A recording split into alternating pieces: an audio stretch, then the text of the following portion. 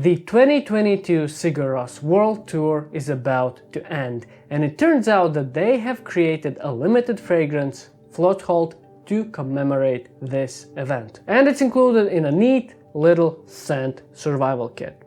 How does it smell?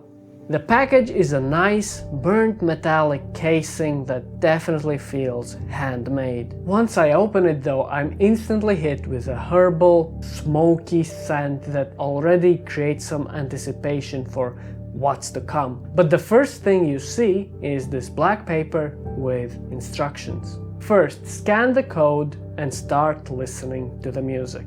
It's a beautiful and calm ambient track that quickly puts you in the mood. Not really Sigur Ros, but you can definitely feel Johnson's signature style in this track. Can't really play it here due to copyright reasons, but the link to it is in the description, so do take a look at it after this video. Second, light the incense. As embarrassing as it is, it was my first time lighting an incense cone, so it did take a few tries on my part. But once it started burning, the room was quickly filled with a smoky, soft, slightly herbal, slightly metallic aroma. At first it didn't strike me as a particularly great scent, but it wasn't bad either. You do get noseblind to it fairly quickly, so I had to go in and out of the room, and over time the scent definitely grew on me. At the end, I was absolutely in love with this smell. Third step,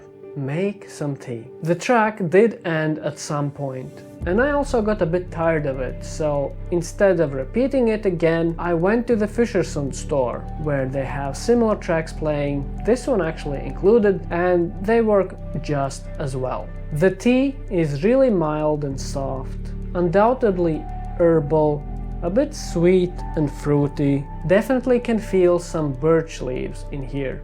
And at last, the fourth step, spray the perfume and escape.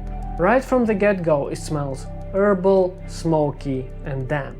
I think I get some guaiacol here, which is the smokiness. There's also a wet, swampy feel. My guess would be maybe geosmin and definitely something else. A crisp aquatic odor, probably something very similar to what you'd get in Davidoff's Cool Water or Acqua di Gio, but they're by no means similar to this. To me, this smells like an idyllic picture of a lake in a swampy forest. The combination of aromas, sounds, and flavors in this survival kit evoke an image of an old Icelandic wooden hut with drying herbs near a body of water. Maybe a witch's hut, maybe something similar. I don't know, but this meditative experience really did charge me up for the day, and it did feel great to just immerse myself in this little world that I was given. And now back to reality. It is a nice experience, but I feel like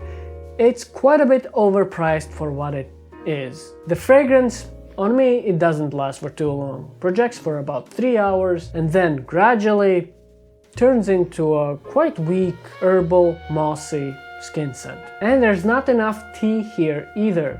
There's 3 incense cones, but only 1 packet of tea. It can be reused, and I have squeezed a few cups out of it, but this way it can't really be preserved for later use. And I would have loved to have 3 full experiences instead of 1 full and then 2 partial ones. For the price we're paying here, it's not really a big ask, is it? Anyways, if you want a loud and breathtaking experience, this is not for you. Instead, it's rather subtle, calm, and meditative. If you love Sigur Ros and enjoy this type of thing, it could be worth getting, especially if it's a gift. Did I mention it's a limited thing?